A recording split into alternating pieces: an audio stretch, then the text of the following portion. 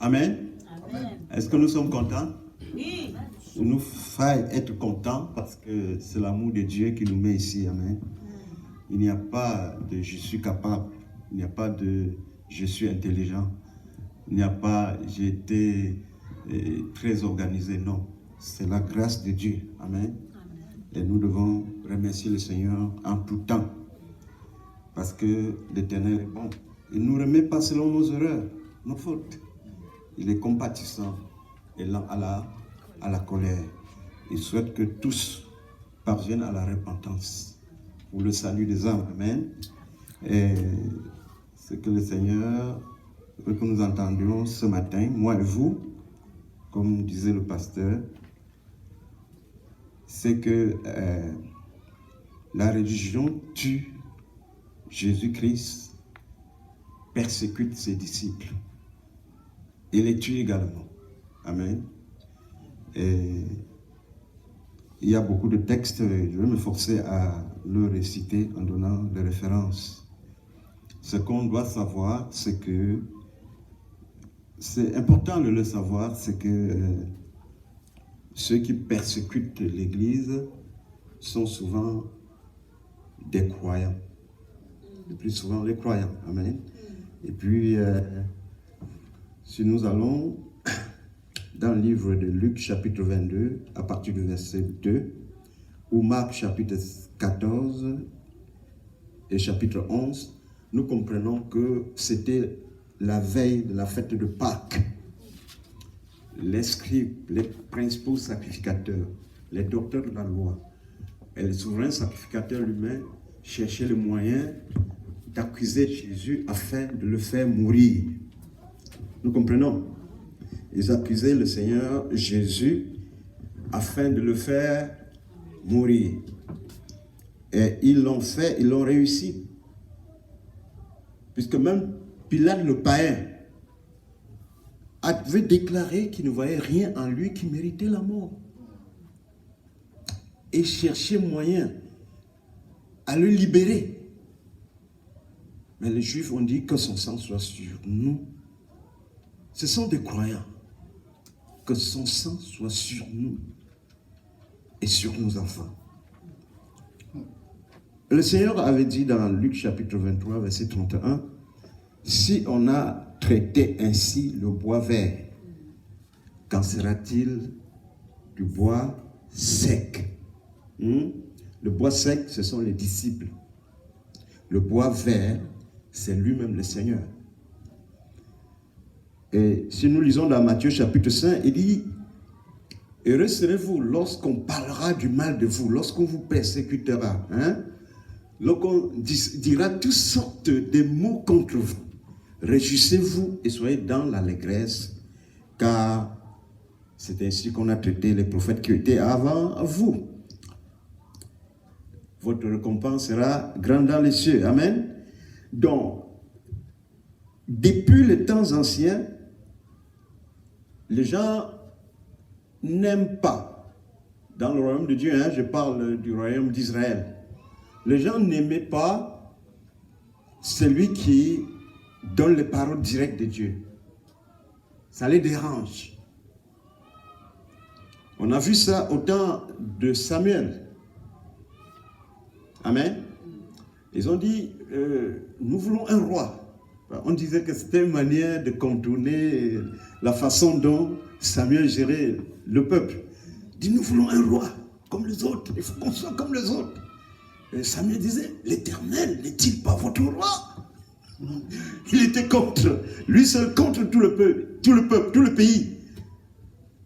Samuel était tellement inquiet qu'il a prié l'Éternel d'envoyer la tornade pour dévaster tous leurs biens, parce que c'était au moment de la récolte.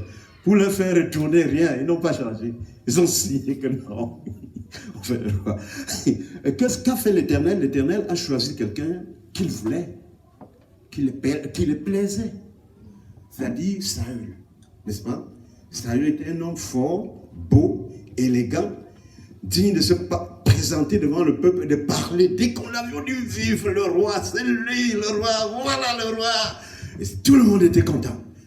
Il menait les combats et gagner pour Israël. Mais c'est l'Éternel seul qui sait que c'est un faux type. Même le prophète Samuel, qui l'a au roi, ne savait pas que c'est un type bizarre. C'est vers la fin, hein, dans le chapitre 16 là, du livre du 1er Samuel, que l'Éternel vient intervenir. Il dit à Samuel, jusqu'à quand continueras-tu à te lamenter sur Saül, car je l'ai rejeté. Samuel pleurait et priait pour Saül. Mais l'Éternel l'avait rejeté. Même en l'appelant, il savait que ce n'est pas quelqu'un. Hein? Il était bon pour les yeux. Hein? Galant, hein? Voyez-vous? Hein? Comme dans mon pays, là, j'ai plus souvent l'habitude, il y avait certaines dames qui étaient très respectées, très reconnues, très influentes. Quand le ministre descendait à Douala, elle organisait les jeunes filles pour aller accueillir le ministre dans leur chambre. Très important. Mais quand tu regardes comme ça, elle n'a pas de mari. Hein? Comme ça, allez, tu vois. Mais, donc, c'est l'Éternel seul qui savait. Amen. Dans Actes chapitre 4, verset 1 à 3, je pense qu'on peut lire ça un peu. Actes chapitre 4, verset 1 à 3.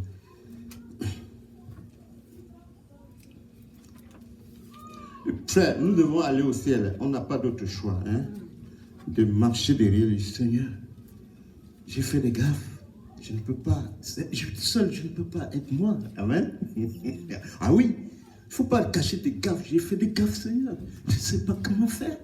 Mais aide-moi. Alléluia. Et Jésus est compatissant. C'est ça que vraiment nous aimons Jésus parce qu'il est compatissant. Il est amour. Il pardonne l'iniquité. Amen. Amen. Amen. On dit que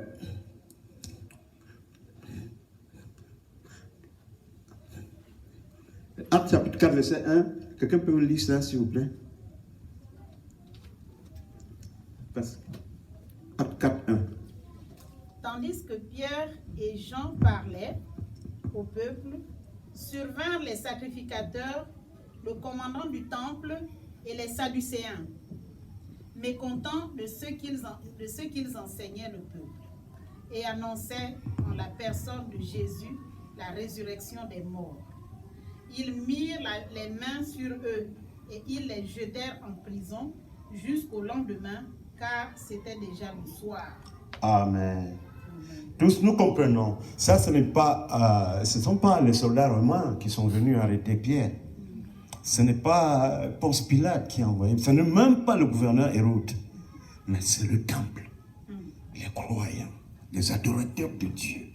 Ils sont venus mettre la main sur Pierre et les autres pour les mettre en prison. Amen. Et dans le verset 1 de Actes au chapitre 7, c'est le tour d'Étienne, n'est-ce pas?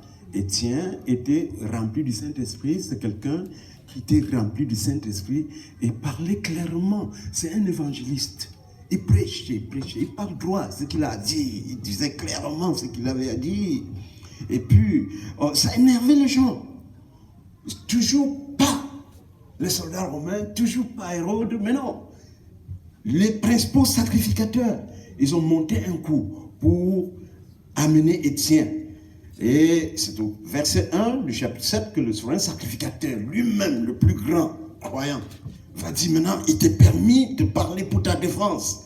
Là, l'évangéliste Étienne va expliquer, à cause du fait qu'il était rempli du Saint-Esprit, il va faire un résumé depuis le temps des patriarches jusqu'au moment de Jésus-Christ qu'ils ont crucifié. On dit que pendant qu'il parlait encore, verset 54, il eut de la rage contre lui, il grinçait les dents contre lui. Oh. Et puis se jetait sur lui, et le presbytère, et le lapidèrent. Pendant qu'on le lapidait, les cieux s'ouvrirent, et il vit le Seigneur debout à la droite de Dieu. Amen. Oui, donc ça, ce sont des prêtres. Ça ne s'arrête pas là. Actes chapitre 9, verset 1. Nous voyons là-bas que Saul lui-même était vraiment animé d'un zèle profond et allait de ville en ville pour attraper les chrétiens et les mettre en prison. Amen. Et comme il continuait, il était sur le chemin pour aller à Damas, arrêter les chrétiens qui étaient à Damas. Voilà que le Seigneur lui est apparu dans une lumière inaccessible qui l'a aveuglé totalement. Et qu'est-ce que Dieu a dit? Saül, Saül, pourquoi me persécutes-tu? Quelle est la réponse? Qui es-tu, Seigneur? Et le Seigneur va dire, c'est Jésus que tu persécutes. Amen. Vous voyez que tous ces mots qu'on fait là, on croit qu'on fait seulement à l'homme, mais on le fait à Dieu lui-même. Il dit, c'est moi, Jésus, que tu persécutes. Et le Seigneur va lui faire grâce parce que lui croyait que il servait l'Éternel d'une sincérité et en croyant que c'était la meilleure voie. Le Seigneur va lui faire grâce. Lui, il va avoir les yeux ouverts et il va devenir le grand apôtre que nous connaissons aujourd'hui. Amen. Oui. Donc, nous voyons tout ça, c'est beaucoup. Lui-même, Paul, a été persécuté dans Actes chapitre 13, à partir du verset 45. Car il est parti avec Barnabas prêcher dans un pays lointain. Ils ont prêché. Et ceux qui l'ont persécuté dans cette ville, c'était les Juifs qui étaient là avant, qui avaient la synagogue. Ils sont organisés. Et comme ils n'étaient pas assez intelligents, ils n'étaient pas assez malins, assez rusés pour rassembler et monter les foules contre Paul et Barnabas, ils ont pris des femmes de la ville qui étaient des croyantes en Dieu, mais qui avaient ce talent, qui étaient rusées, capables de glaner les foules, n'est-ce pas, de rassembler les foules contre Paul. La Bible nous dit que ces femmes-là ont parlé au peuple. Avant qu'elles ne parlent au peuple, la Bible dit que toute la ville était attentive à ce que Paul et Barnabas prêchaient. Et les gens se tournaient au Christ. Quand ces femmes-là ont parlé, parce qu'elles étaient rusées, elles savent manipuler, elles savent jongler, elles savent amener les gens à un but. Elles ont réussi. Et la Bible nous dit, dans le verset 49 à 50, qu'il réussit à faire chasser Paul et Barnabas de la ville. Elle réussit, hein? Ah oui. Ça dit, c'est l'esprit de Jézabel. Il est contre la vérité. Hein? Le même esprit qui a fait égorger Jean-Baptiste. Ouais, Jean-Baptiste est déjà en prison, n'est-ce pas? C'est quelqu'un déjà abattu en prison. Mais quelqu'un fait un truc, on veut récompenser quelqu'un, on pense seulement qu'on va aller tuer Jean-Baptiste, lui couper la tête.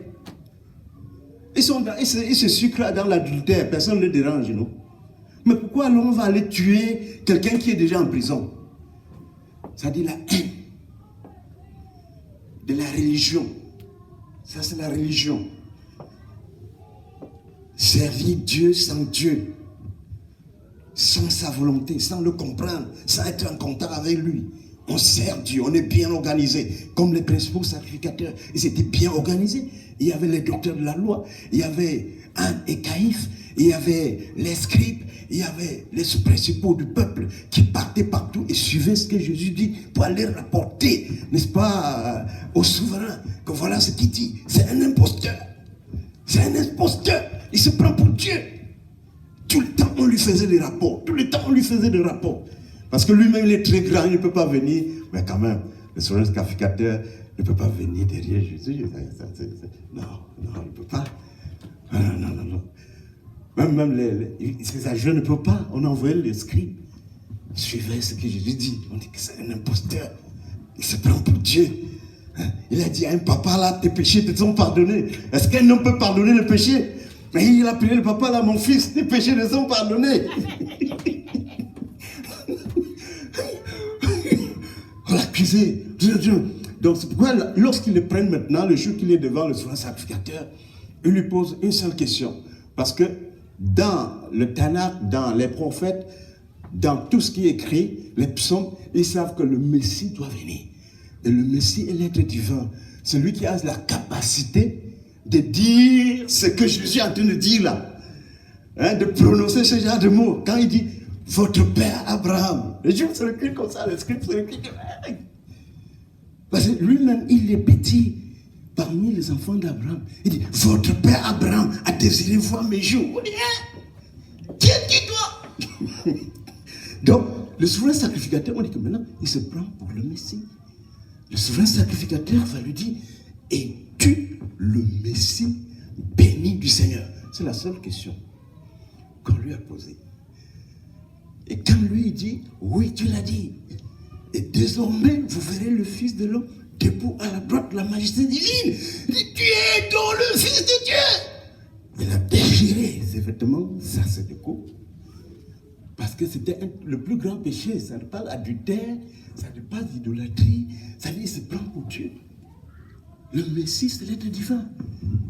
Et il demande, avez-vous encore besoin de témoins? Les gens disent, non. Que pensez-vous? Crucifiez-le, crucifiez-le. Parce qu'il est un homme, il s'est fait Dieu. Pourquoi? Parce que c'est le fondamental. Dans Jean chapitre 20, verset 31, l'apôtre Jean nous dit que des miracles ont été faits, tellement de miracles ont été faits, qui ne peuvent pas être tous enregistrés, n'est-ce pas? Mais ces miracles qui ont été enregistrés dans les évangiles l'ont été pour que moi et toi, nous croyons que Jésus est le Messie, le Fils de Dieu, et qu'en croyant, nous ayons nos péchés pardonnés. Dieu a tellement aimé le monde qu'il a donné son Fils unique afin que quiconque croit en lui ne périsse pas, mais ait la vie éternelle. Nous ne croyons pas en Jésus comme un prophète. Nous le croyons comme un Messie. L'empreinte de Dieu sur la terre.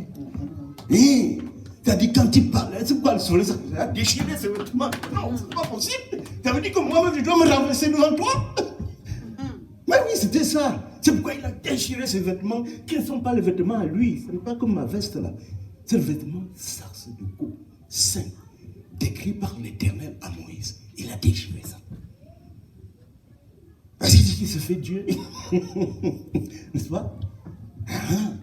C'est pourquoi, quand l'ange est venu expliquer au berger à la naissance de Jésus, qu'aujourd'hui, dans la vie de David, il vous est né le Sauveur. Amen. Le Sauveur, dans l'Ancien Testament, l'Éternel déclare qu'il n'y a pas de Sauveur en dehors de moi. Je suis le seul qui sauve. Amen. Et puis, les bergers ne peuvent pas bien comprendre. L'ange ajoute le Messie, que c'est lui le Messie qu'on attend, qui est né dans la vie de David à Bethléem. Les bergers commencent à bien comprendre. Et l'ange ne s'arrête pas là, il ajoute le Seigneur. Amen. Luc chapitre 2, verset 8. Donc, pour que nous comprenions qui est Jésus, il est le Sauveur, il est le Messie, et il est le Seigneur. Écoute Israël, le Seigneur, notre Dieu est l'unique Seigneur. Amen. Or, le Seigneur, notre Dieu, est esprit. Jean 4, 24. Il ne va pas être comme un homme comme ça avec nous. Mais c'est l'esprit, l'esprit Dieu est entré en Jésus. Amen. C'est pourquoi je dis, c'est le Père qui demeure en moi, qui fait ce que vous voyez là. C'est pas moi-même qui fait comme ça, c'est le Père. C'est-à-dire, ce n'est pas la chair, parce que la chair est rien. C'est le Père qui demeure en moi, l'Esprit de l'Éternel. Et le Messie. Alléluia. C'est ce que nous devons croire. Amen. D'ailleurs, tout le jugement lui a été donné. Jean 4, 21. La Bible dit, afin qu'on honore le Fils comme on honore le Père. C'est lui qui n'honore pas le Fils, n'honore pas le Père. Donc, ignore Jésus, alors, tu vas honorer Dieu. On dit que c'est nul. On annule ça. On met 0 sur ça. C'est lui qui n'honore pas le Fils, n'honore pas le Père. Afin qu'on honore le Fils comme on honore le Père, qui est l'empreinte de Dieu, l'image de Dieu invisible. Amen. C'est ce que nous devons croire. Dieu n'a pas basé le salut sur la perfection directe, que tu dois être saint pour être sauvé. Ce n'est pas ce qu'il a voulu. Et c'est que nous ne le sommes pas. Il a dit, afin quiconque croit. Amen. Et ses péchés pardonnés. Amen. C'est pourquoi nous ne pouvons pas juger quelqu'un, parce que la miséricorde du salut revient à Dieu. Alléluia. Amen. La miséricorde pour entrer au ciel là, revient au Tout-Puissant. Nous sommes des frères et nous nous exhortons les uns avec les uns et les autres. Amen, amen. Afin que l'Éternel nous accorde plus de grâce, non seulement à nous et à d'autres. Nous comprenons que c'est la religion. Hein? Et on peut bien faire, on peut faire les choses de Dieu, mais sans Dieu. Et ce n'est pas bon. Oui. Tu peux faire une église comme ça, là, et tu es seul. Mais Dieu, j'ai dit, tu peux. Et Dieu te dit que tu es grand, que c'est grand. Il y a un papa qui est venu, il s'appelait Papa Bertrand, c'est un grand pasteur chez nous. Il est venu chez moi un jour. Il a collé, il a mis un autocollant sur mon armoire. One with God is the majority. C'est sa femme Sarah qui avait collé ça. Qu'un seul avec Dieu est la majorité.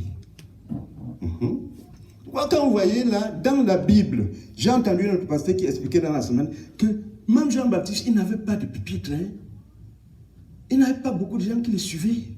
Mais Jésus a dit qu'il était le plus grand des prophètes. Amen. Amen. Pourvu que l'Éternel est en train de tenir ta main comme ça là. Oh non, ça va, c'est fini.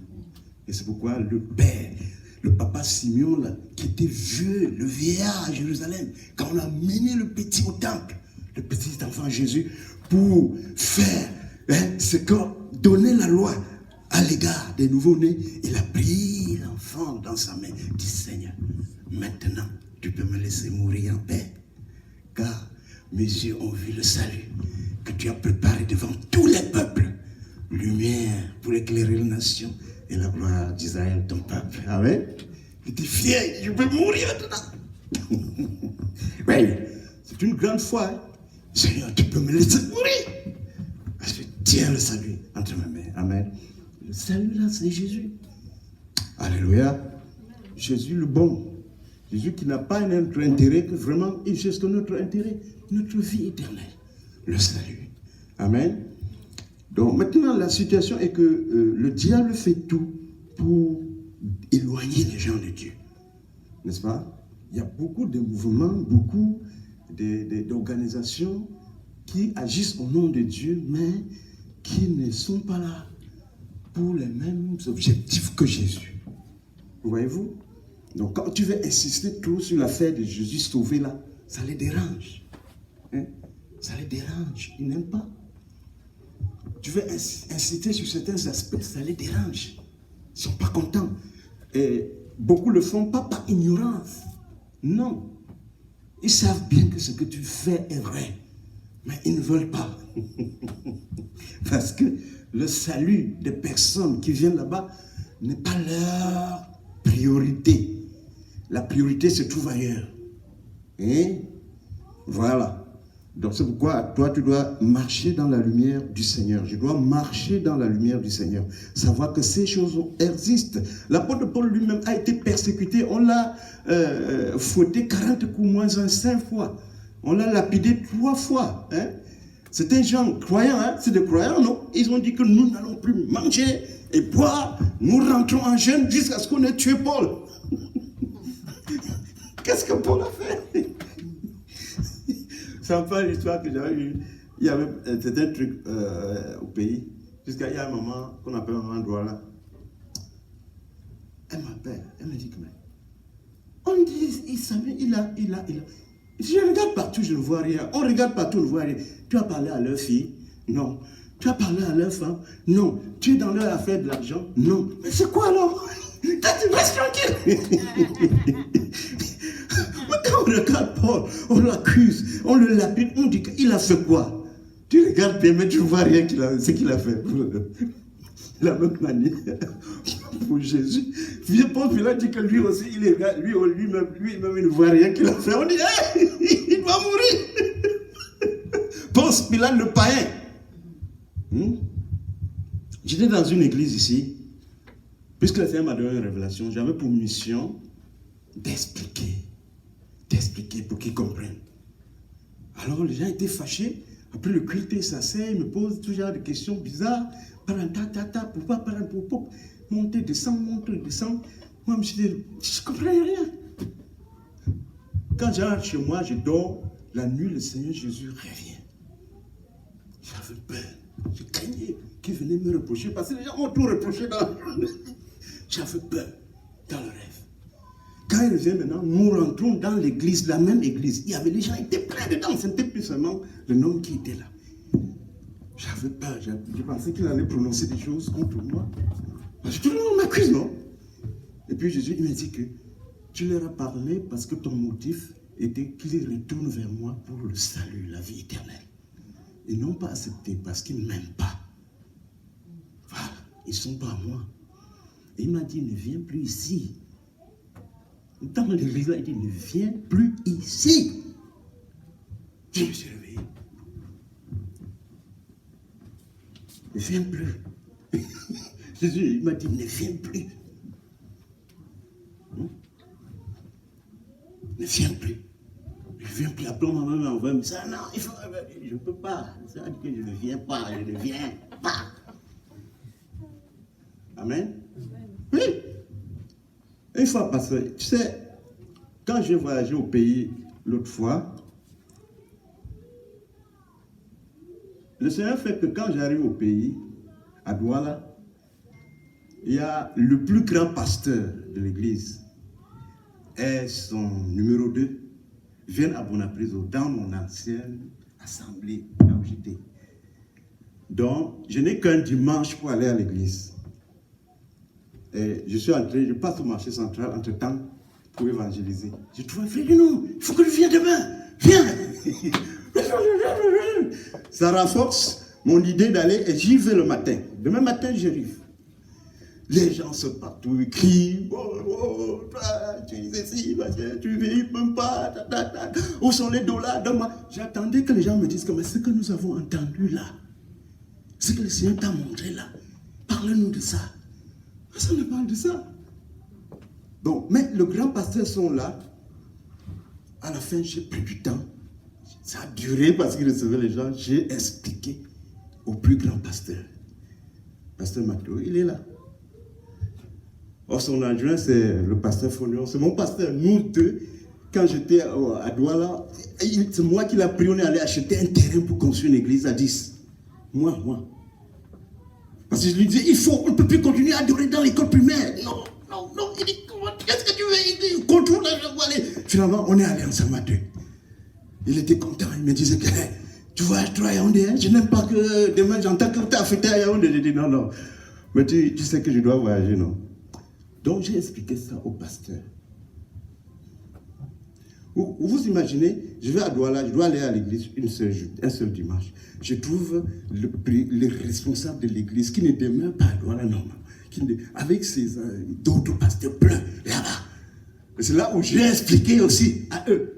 Parce que j'avais déjà expliqué au missionnaire Samuel, mon homonyme, j'ai expliqué à Papa Ndi. Papa Ndi, notre papa, notre grand pasteur, me dit, hey, c'est pour ça que tu as eu tellement de difficultés. C'est pour ça. Amen? Oui. Parce que lorsque tu as une mission du Seigneur, tu passes par un feu. Il faut que quand ça arrive là, le Seigneur nous aide à résister. Amen? Frère, il nous faille aller au ciel. Ah oui, il nous faille. C'est-à-dire, même comment là, il faut que le Seigneur ait pitié de nous. Ah oui, c'est ça qui est important. C'est ça qui est. Regarde quelqu'un qui est mort hier là, n'est-ce pas, il a tout oublié, le monde. Il n'y a plus rien. Donc, il faut que nous soyons dans les mains du Seigneur. Oui, même l'autre qui était venu, je disais, je l'ai mené, je le faisais traverser le pont. Ici, là, le pont Jean Cartier, les autres ponts, partout là. J'ai dit, mais ici, là, on a au moins 5 ponts. Parce que chez nous, là, on a juste un pont, là. C'est compliqué, avec plus de 4 millions de personnes dans la ville. Ici, là, on est juste 1 million. On a plus jusqu'à 5 ponts. Donc, pour dire que l'Éternel m'a donné l'occasion d'exposer ça. Parce que quand je gardais moi seul, il a utilisé des pasteurs pour dire, explique ce que je t'ai montré. Amen. Ah oui, l'église ne va pas bien, frère. Il faut que chacun de nous fasse attention. L'église ne va pas bien. Il y a par exemple le pasteur qui s'appelle l'apôtre Pierre Nangok. Vous le connaissez, non? Tu as oublié le pasteur Pierre Nangok qui a eu une révélation. Il est allé au ciel. Et puis... Pierre Macon. C'est pas Macon? Non, Pierre Macon. C'est un Camerounais aussi. Il a eu une révélation. Il faisait sa prière jeune avec madame. Il a eu sa révélation. Le Seigneur l'a amené au ciel. Et curieusement, il dit qu'il était content. Il a vu le trône. Il était couché. Il a vu la paix, le bonheur. Et il a entendu sa voix. Nyango! Dieu l'appelle. Est-ce que tu as vu que les maisons sont vides ici? Il dit qu'il avait d'abord vu beaucoup de maisons vides.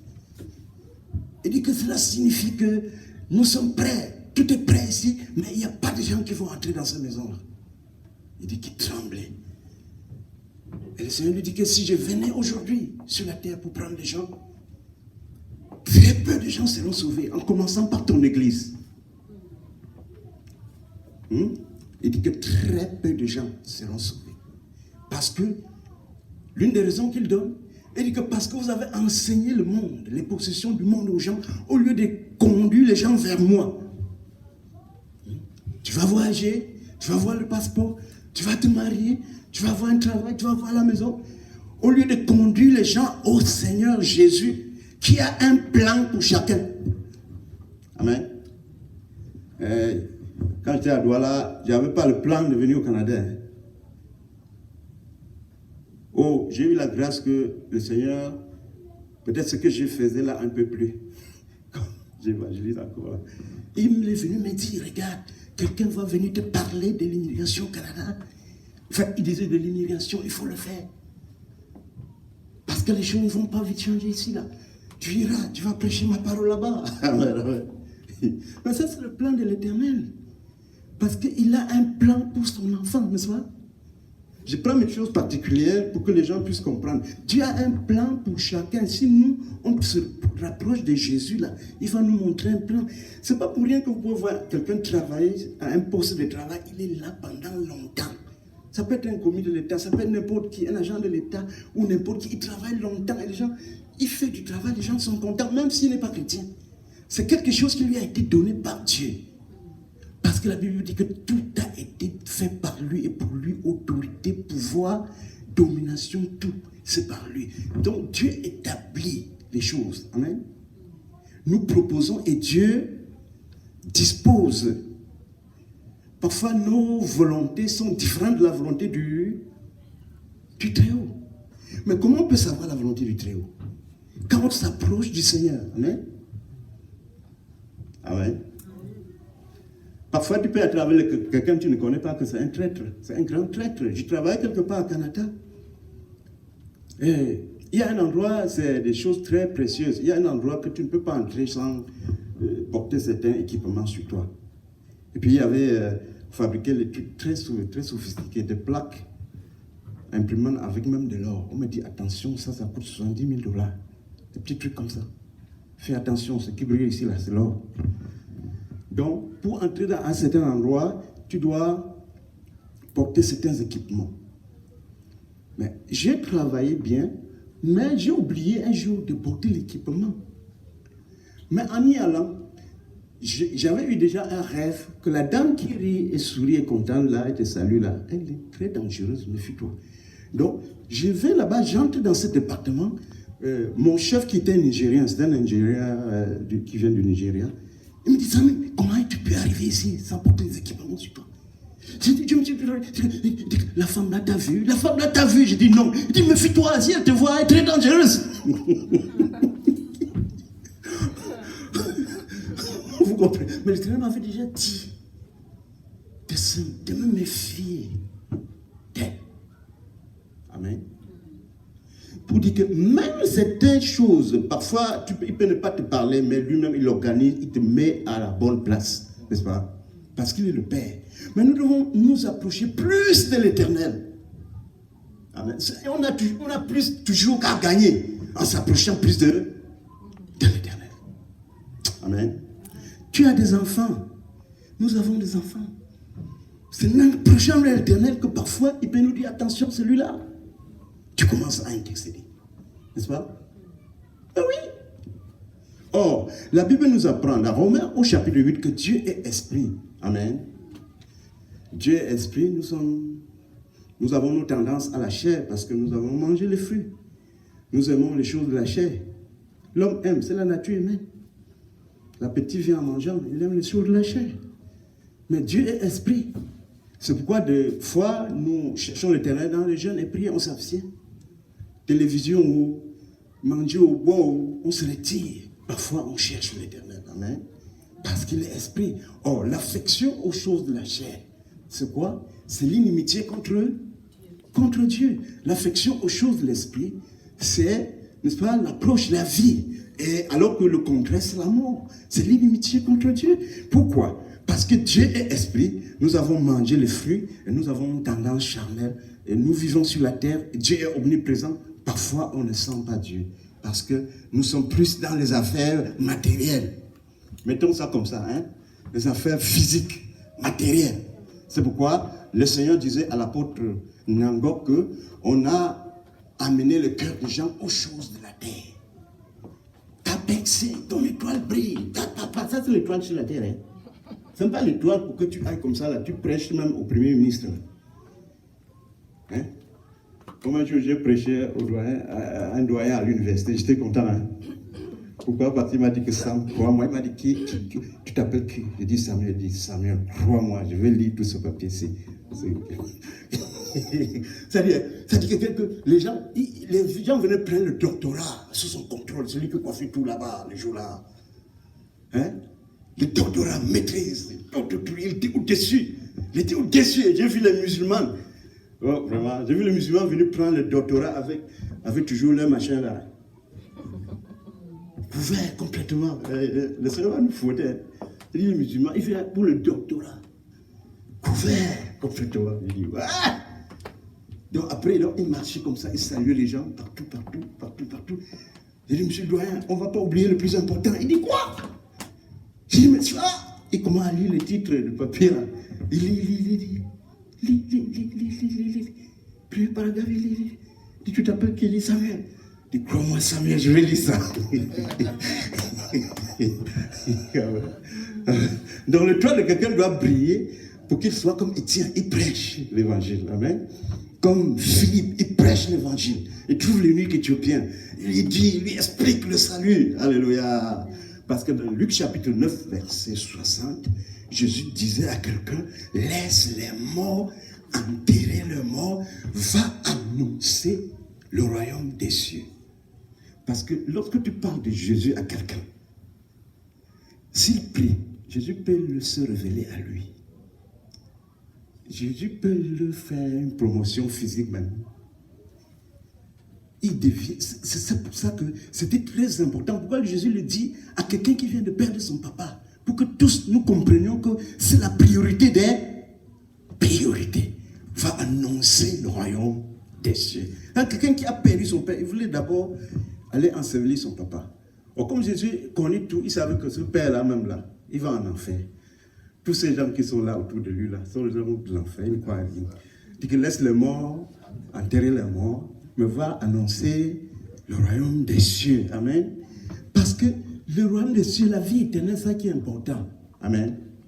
Oh. Mais sur la terre, il y a beaucoup de qualités. Donc, il y a des personnes qui ne s'adaptent pas à la vie éternelle. Même si on prêche, ils ne s'adaptent pas. Bon, je pense que peut-être parce qu'ils sont délivrés. Parce que Jésus dit qu'il y a deux qualités de semences sur la terre. Il y a l'ivrée, il y a le blé, n'est-ce pas? Et d'autres sont là comme ça pour continuer dans des chemins qui ne sont pas agréables. Afin d'être les pionniers pour aider les autres à suivre le même chemin, qui est le chemin de la perdition. Nous ne devons pas suivre ces gens-là. Amen. La Bible dit que vers les derniers jours, n'est-ce pas, l'iniquité prévaudra. Alléluia. L'iniquité prévaudra. Il y aura tellement de choses questionnables, des choses que même les païens ne font pas. On va les trouver. Donc, l'éternel état esprit, nous devons nous abstenir souvent des besoins charnels au profit de l'éternel. Amen. Oui, nous approcher de l'éternel. Une autre manière de s'approcher à l'éternel, c'est par exemple, quelqu'un est vraiment malheureux, il n'a personne. Tu délivres cette personne, tu l'aides. Amen. Ça monte souvent très loin vers le Seigneur. Amen. Mais oui, l'Éternel est content de ça. Alléluia. Oui, et cette prédication de l'évangile, l'annonce de l'évangile. Amen. Nous avons annoncé l'évangile à quelqu'un. Il a posé tellement de questions, on était fâchés parce qu'on doit aller rencontrer les gens. Mais il pose trop de questions. On a été patient, on a répondu à ces questions. Mais dans la nuit, le Seigneur révèle que c'est lui qui faisait que cet homme pose des questions parce qu'il est sur le processus de son salut. Amen.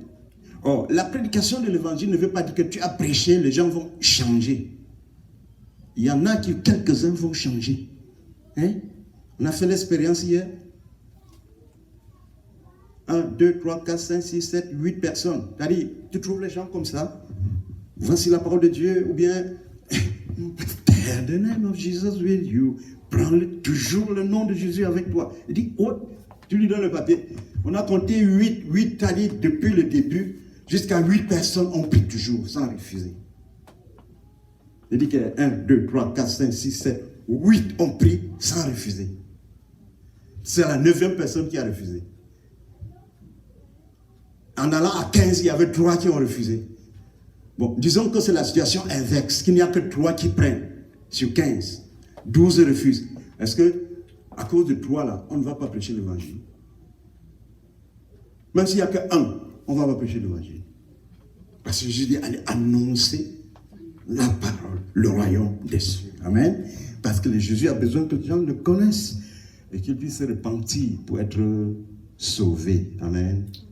Donc, il y a tellement de religions sur la terre.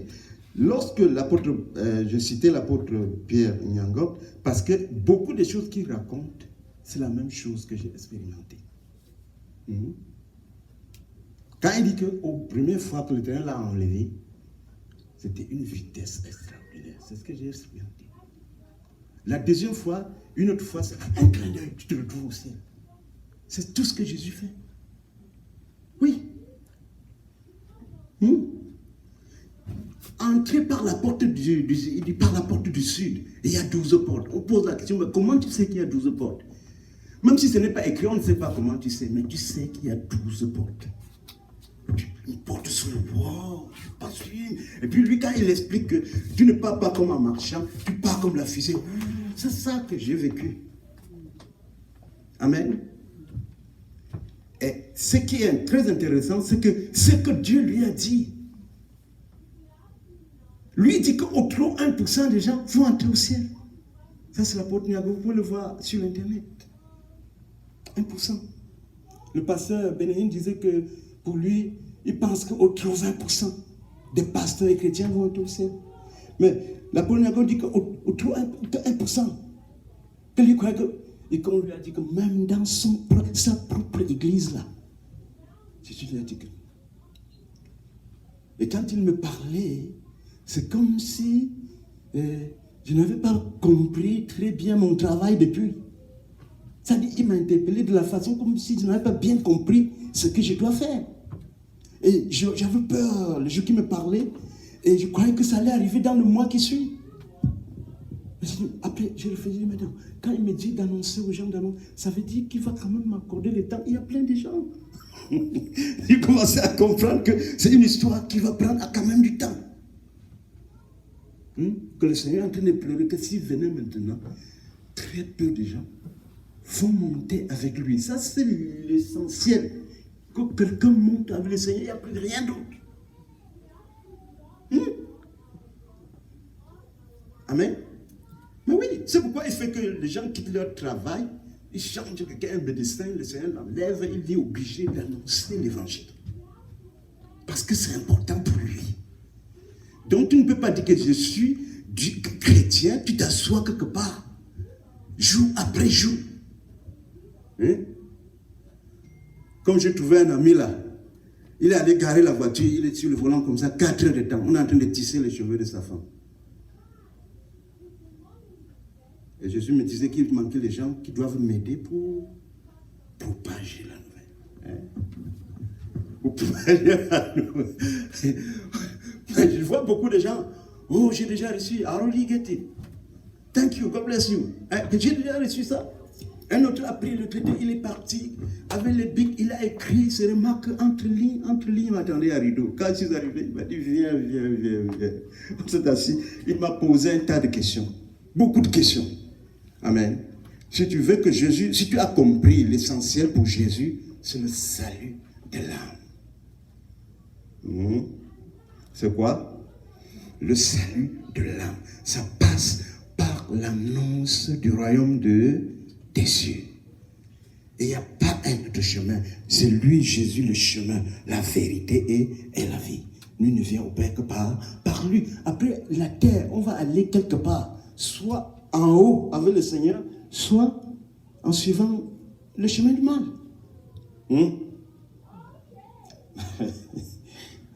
Nous sommes allés à Saint-Laurent, on a un petit carnet comme ça qu'on a écrit là, le chemin du vrai bonheur, qui explique les 5 pas du salut pour quelqu'un qui ne connaît pas. Vous savez, si on donne même une Bible à quelqu'un comme ça, là, il n'a jamais lu. Pour, par exemple, aller dans le livre de Jean pour trouver vraiment l'explication des choses, il ne va pas. Mais on a un petit carnet qui permet aux gens 5 pas pour comprendre, avec le verset qui lui parle d'un parole. Donc, on a donné ça, on a expliqué ça, on a donné à une personne, il était assis au Mont Saint-Laurent, en train de manger avec sa femme. Le monsieur a lu le titre, il était content, il l'a mis dans sa poche. Nous aussi, on était à côté. Le moment pour eux de partir est venu, la femme a mis les mains dans la poche de monsieur, elle a enlevé le pamphlet, elle a frappé ça sur la table, elle a arrêté la main du gars. Le gars aussi, comme un chien là, il est là, ils sont partis. Hier encore, j'ai trouvé un autre cas, elle a pris sa part de traité, elle a lu, quoi que ce soit, les affaires de cinéma ou le fête de fin d'année, elle a froissé ça, elle partait pour, elle allait mettre dans la poubelle. J'ai dit non. Dans la Bible, il y avait un roi qu'on appelle Sédécia. Avant lui, il y a eu quelqu'un qu'on appelait Josias. Quand Josias est devenu roi, on est allé nettoyer le temple, on a trouvé le livre de la loi parce que les parents, depuis Manassé, avaient abandonné les lois de l'Éternel. On est venu lire devant Josias. Josias a pleuré. Il dit, est-ce qu'il y a encore quelqu'un sauvé dans ce pays? Il a décrété 3 jours de jeûne. Il a commencé à nettoyer le pays. Il a crié, s'est humilié. Et Dieu a envoyé une dame qui s'appelait Hulda, une prophétesse, pour dire à Josias, parce que tu as été touché par ma parole, parce que tu as pleuré devant moi, moi aussi j'ai écouté, amen. Tu vas vivre en paix toute ta vie, alléluia. Mais au temps de Sédécia, quand on a amené, la même situation s'est posée. On lui a amené la parole de Dieu, on a lu. Il est devenu courroucé, il a demandé qu'on lui donne son épée. Il a pris son épée, il a découpé en morceaux, il a jeté dans le feu. Après, quand Nebuchadnezzar est venu, une fois, il est venu dire à Sédécia que regarde, j'ai appris que tu ne respectes pas ton Dieu. Nebuchadnezzar, lui, il ne respecte pas l'Éternel. Hein. Mais il vient pour conquérir Jérusalem. Il dit au roi de Jérusalem, j'ai appris que tu ne respectes pas ton Dieu. Si j'entends encore, si j'entends encore que tu ne respectes pas ton Dieu, tu vas me voir. Et puis, il a toujours continué. Il est revenu. Qu'est-ce qu'il a fait? Après avoir égorgé ses enfants devant lui, il a percé ses yeux. Il avait le couteau. On ne joue pas avec la parole de Dieu. Au commencement était la parole. Et la parole était Dieu. Amen. On ne s'amuse pas avec la parole de Dieu. Tu ne peux pas froisser la parole de Dieu. Amen. Et quand je cite les gens que je suis allé expliquer, parce que quand j'ai expliqué à Douala, j'ai passé du temps, parce que tout le monde était parti, j'ai attendu le président, le grand pasteur, pour lui exposer. Et la nuit, le Seigneur me dit, tu as bien fait de lui exposer ce que je t'ai montré. Je ne suis pas à parler parce que j'ai dit la même chose que le pasteur Nyango dit là. Très peu de gens, très peu de pasteurs font aller au ciel. C'est ce que le Seigneur m'a montré. Qu'on améliore. J'ai expliqué. Et tout ce que j'ai fait dans la journée avec les gens, le Seigneur me dit la nuit que la seule chose qui l'a intéressé, c'est que j'ai expliqué. Amen.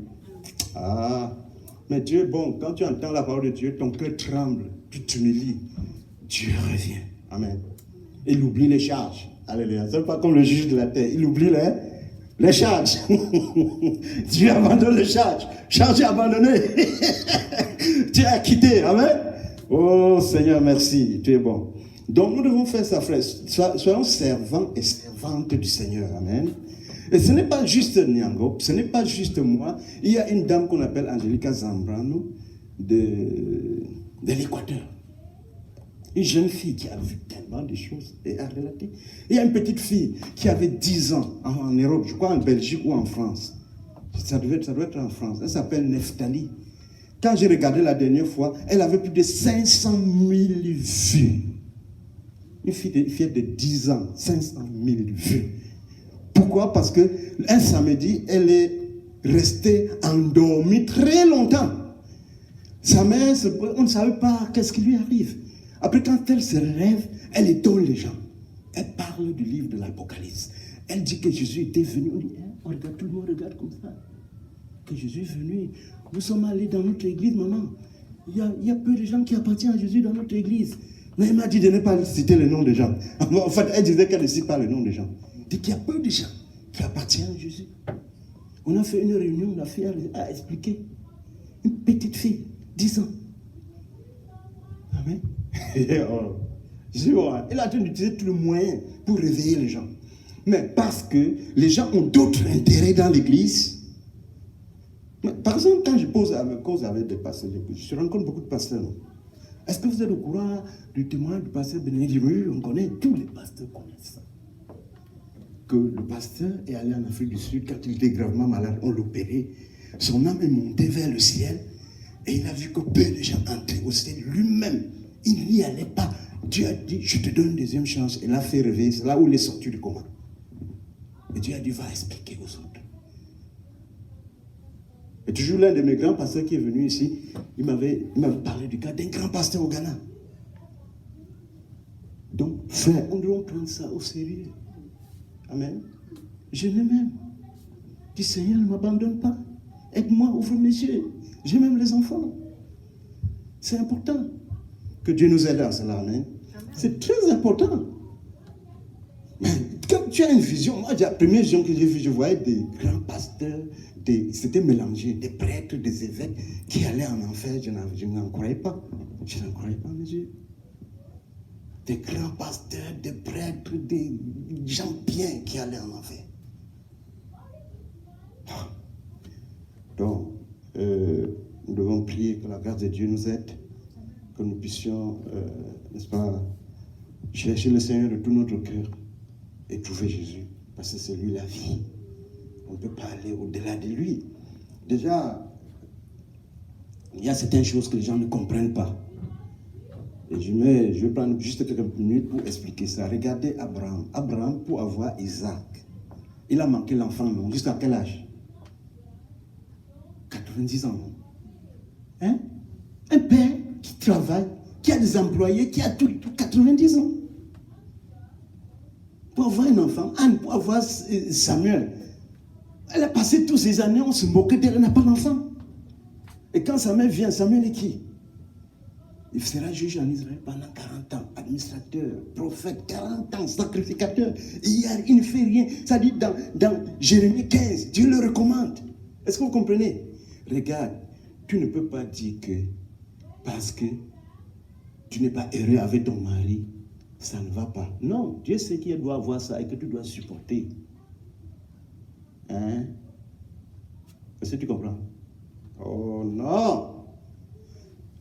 Déjà, il y a 1 Corinthiens 10 dit qu'aucune tentation n'est au-dessus de tes capacités. Dieu contrôle que celui-là, Samuel peut supporter. Donc, ici avec Lucifer, que va lui faire ça. Il est d'accord avec le diable, que va lui faire ça. Parfois, Dieu te révèle même avant que ça commence. Pour que tu ne sois pas surpris. Comme Jésus avait dit, le diable va tuer certains d'entre vous. Il a dit ça aux apôtres. Donc, quand tu as des difficultés, si tu n'as pas d'épreuve, amen.